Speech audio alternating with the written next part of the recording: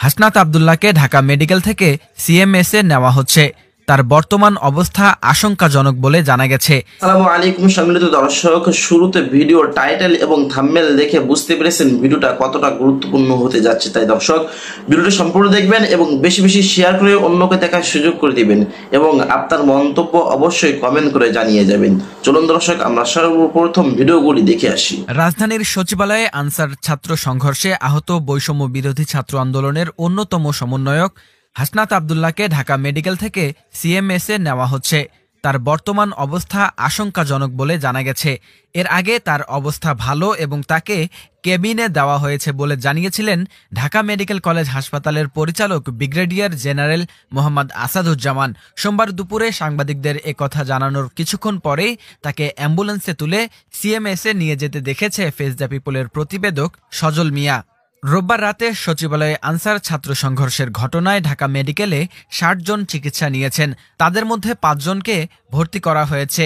বৈষম্য বিরোধী ছাত্র আন্দোলনের অন্যতম সমন্বয়ক হাসনাত আব্দুল্লাহকে জরুরি বিভাগে ওয়ান স্টপ ইমার্জেন্সি সেন্টার থেকে পরে কেবিনে দেওয়া হয়েছিল।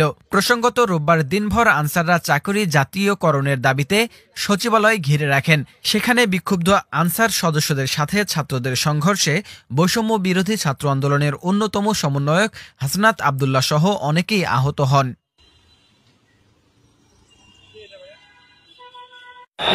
সবাই রাজুতে আয়, সবাই রাজুতে আসো, সবাই রাজুতে আসো। এভাবে আমাদের সবাইকে ঘিরে রেখেছে, আমাদের সব উপদেষ্টাকে ঘিরে রেখেছে, আমাদের সব উপদেষ্টাকে ঘিরে রেখেছে।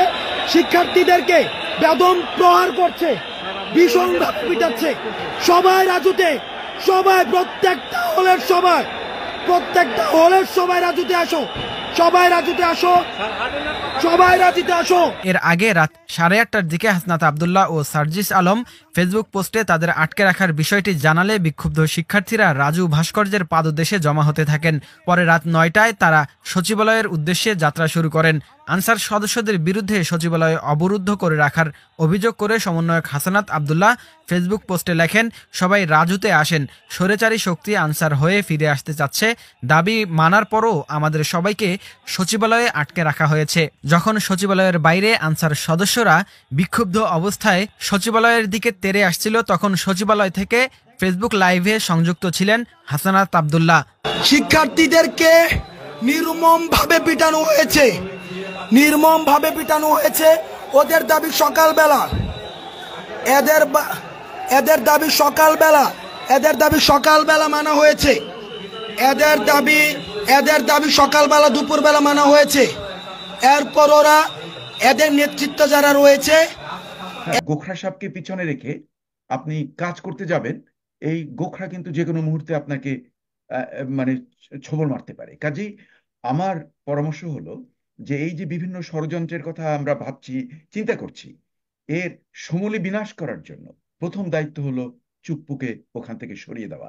এবং দ্যাটস ভেরি আনসারের যে রিক্রুটমেন্ট, এই রিক্রুটমেন্ট লোকাল, মানে মানে গ্রাম পর্যায়ে, গ্রাসরুট পর্যায়ে যারা রিক্রুট করেছে, কারণ আনসারদের জন্য কিন্তু অতটা শিক্ষাগত যোগ্যতার প্রয়োজন হয় না। কাজে এখানে রিক্রুটমেন্টে আমি সন্দেহ করব, এবং এটা আপনারা স্টাডি করে দেখতে পারেন যে এখানে কিন্তু দলীয় লোকজনই ঢুকেছে বেশি, মানে দলবাজ যারা। হ্যাঁ, তাহলে এই যে আনসারের যারা আসছে এবং যারা এই আন্দোলন করার চেষ্টা করছে, তারা হয়তো কোনো রকম যদি পিছন থেকে কারো কোনো ইঙ্গিত থাকে, they will try to do it, কারণ তারা দলবাজ। কথা যে বলছেন, হ্যাঁ, সেখানে সবচেয়ে যেটা আমি বললাম যে বিপ্লবী সরকার প্রথমে এর দরকার হলো যে শাহাবুদ্দিন চুপ্পু করে যে একটা লোক আছে, হ্যাঁ, একে অবিলম্বে একে স্যাক করে দেওয়া উচিত। কারণ আপনি পিছনে একজন দারুণ, মানে আর কি, ভয়ঙ্কর ভুজঙ্গ, মানে সাপ, হ্যাঁ, গোখরা সাপকে পিছনে রেখে আপনি কাজ করতে যাবেন, এই গোখরা কিন্তু যে কোনো মুহূর্তে আপনাকে মানে ছোবল মারতে পারে। কাজেই আমার পরামর্শ হলো যে এই যে বিভিন্ন ষড়যন্ত্রের কথা আমরা ভাবছি, চিন্তা করছি, এর সমূলে বিনাশ করার জন্য প্রথম দায়িত্ব হলো চুপ্পুকে ওখান থেকে সরিয়ে দেওয়া। এবং দ্যাটস ভেরি ইজি। এটাকে যদি আপনি বলেন ডক্ট্রিন অফ নেসেসিটি গভর্নমেন্ট, বিপ্লবী গভর্নমেন্ট, তাহলে মানে ওই যে জোড়াতালি দিয়ে, যে গঠনতন্ত্রের জোড়াতালি দিয়ে কিছুটা রাখা কিছুটা না রাখার কোনো প্রয়োজন নেই।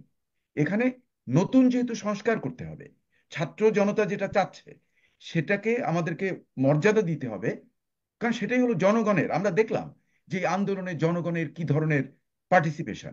আমি এখানে আমার একটা অবজারভেশন দেখব যে এই আন্দোলনে যে এখন পর্যন্ত 650-র মতন মারা গেছে বলে একটা মোটামুটি খবর পাওয়া যাচ্ছে, এটা আরো বেশি হতে পারে।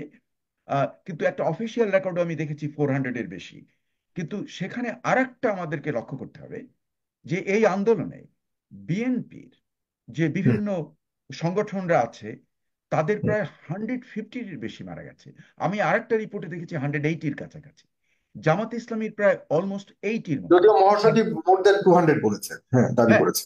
তাহলে চিন্তা করে দেখেন যে এত লোক যে মারা গেল, তারা কিন্তু কোনো ডিক্লেয়ার করেনি, কিন্তু তারা গোপনে গোপনে দারুণভাবে এই আন্দোলনে অংশগ্রহণ করেছিল। তা না হলে তো এত লোক মারা যেতে পারে না। হ্যাঁ, এত লোক যে মারা গেল তার অর্থ দেওয়ার দেয়ার।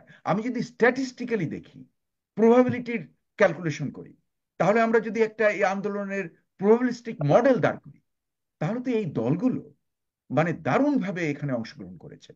কাজে তাদেরকে পুরো উড়িয়ে দেওয়া চলবে না। হ্যাঁ, এটা আমার ইসে যে আমাদেরকে মানে শুধু একার ক্রেডিট না নিয়ে আমাদেরকে ক্রেডিট গুলো যদি আমরা সবাইকে দেই যারা সত্যিকার এখানে পার্টিসিপেট করেছে, তাতে তো কোনো অসুবিধা দেখছি না। সেটাকে বলি আমরা উইন উইন সিচুয়েশন। কাজে ওটা হলো আমার ওই ওই ধারণা। আনসারদের যে এই আন্দোলনে নেমেছে, এই সময়টাকে আমি মনে করি যে একদম খুবই খারাপ সময়।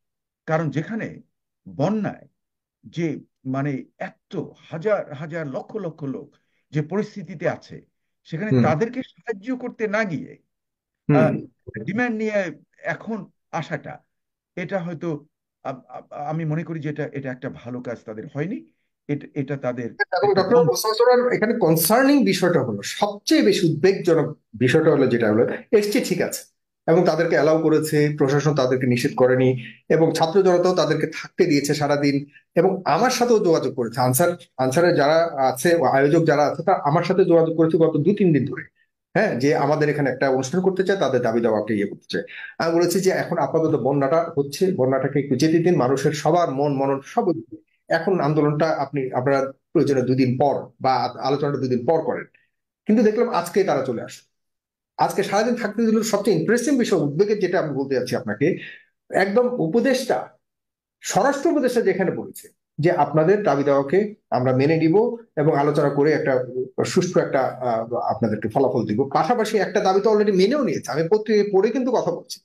এরপরেও সন্ধ্যার পর সচিবালয় ঘেরাও করার যে একটা মানে অবস্থা তৈরি করেছে এবং দুটা পক্ষ মুখোমুখি। আনসার বাহিনী আমাদের খুব ক্লোজ, পুলিশ থেকেও আনসার জনগণের বেশি ক্লোজ আমি মনে করি। এই যে এত বড় একটা বাহিনীকে এখন একটা বড় প্রশ্নের মুখে ফেলে দিল। আমরা তো এখানে দর্শক, আজকে ভিডিওটি পর্যন্ত। ভিডিওটা ভালো লাগলে লাইক দিবেন, বেশি বেশি শেয়ার করে অন্যকে দেখার সুযোগ করে দিবেন। আসসালামু আলাইকুম।